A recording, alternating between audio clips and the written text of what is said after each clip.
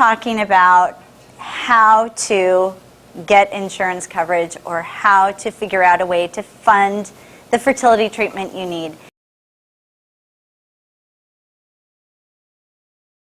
Jamie actually went to her state senator and said, Jamie, she was pregnant at 24 and unfortunately had a placental abruption, and she lost the baby and her uterus. And so she needed to use a surrogate, and insurance wasn't covering her. So she went to her state senator, and he said, that's crazy. This is insane. It should be covered. There's nothing you can do about it. So he called her insurance company and said, this is crazy. This is insane. This woman should be covered. He then went on and did a media segment on it and was on the news talking about it.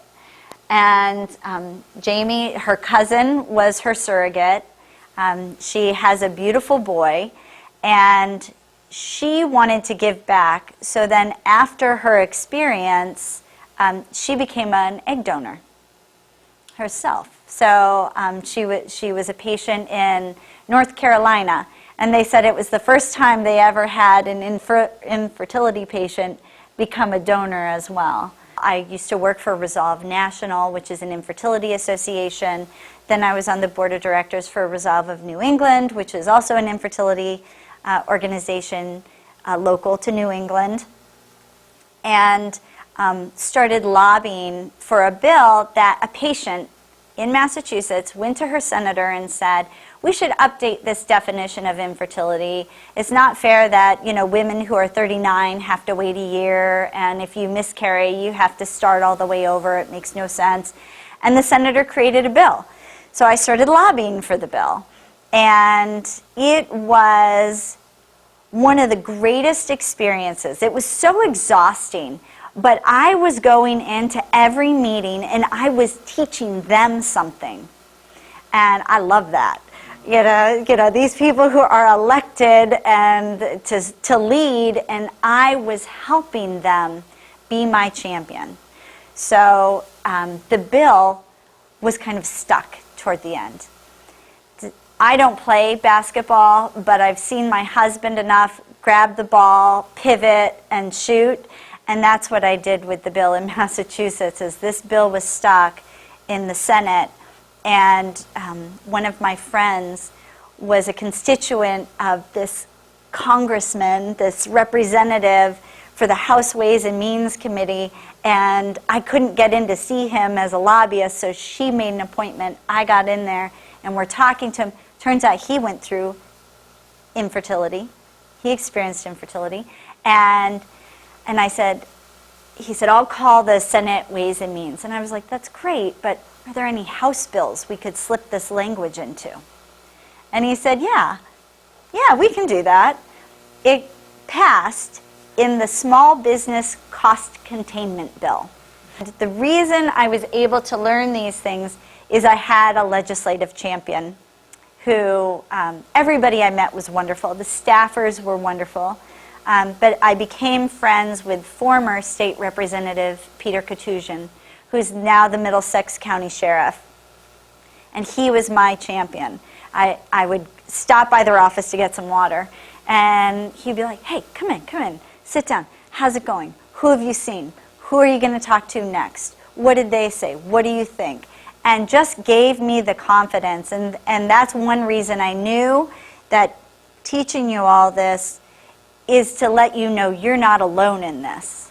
You know, I'm here. Other people who have gone through this are here to say to you, yeah, this is the next step you can take. These are things that you can do. I then also lobbied at the Division of Insurance and said cryopreservation of eggs should no longer be considered optional because it's no longer experimental. And so they verified that with the American Society of Reproductive Medicine, and they said, okay. And so now that is available to people going through infertility. And then I met with all the clinics and I said, okay, come up with insurance guidelines, you know, before the insurance companies do. Make recommended guidelines. And so they came together, did that, And the major insurers are now also offering it to people facing medical conditions or medical treatment that could render them infertile. I love Advocacy Day. Resolve just had their Advocacy Day in Washington, D.C. I love doing things at the State House.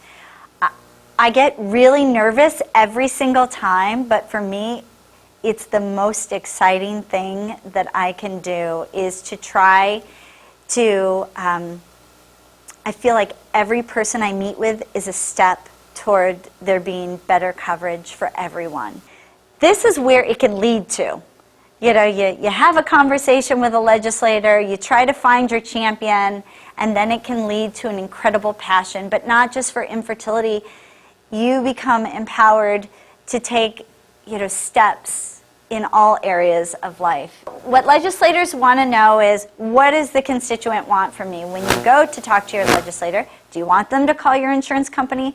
Do you want them to support a bill? Do you not want them to support a, is there any legislation out there that would hurt your chances of getting infertility treatment? Something that might be discriminatory that you don't want to have out there? So you let them know what it is you want from them. And then you're going to supply them with all the information they need so they can become your champion. And we try to give it to you through the Policymaker's Guide. The truth, nothing but the truth. Nothing but the truth. You don't need to exaggerate. The truth is on your side. And when you do meet with somebody, your story will make you memorable to them, to any policymaker. Your story is what makes you memorable. But this is what can help make change happen. If it's your legislature, they often like to meet their constituent. So you will often have the opportunity to meet the actual elected official. If there are committee meetings or something that happened to come up and it prevented them from being there, you would meet with a member of their staff. But usually if it's your own legislator, you get to meet them in person. So, it's a win-win, because they really want to know. They want to know what matters to you. That's why they were elected. They want to serve you. They work for you.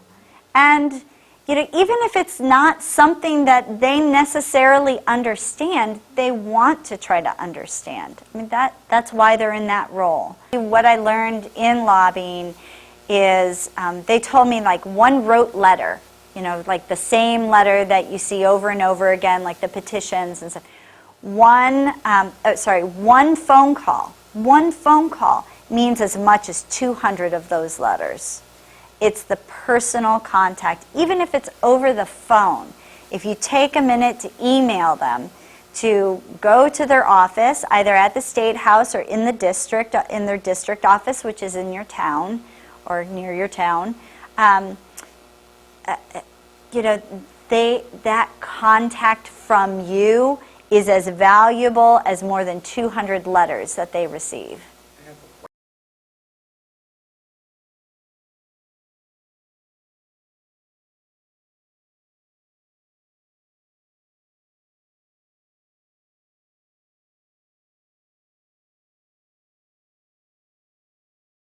Some people are not in the mental space to go for this and to take action, and there is absolutely no judgment. Just understand that that is your choice.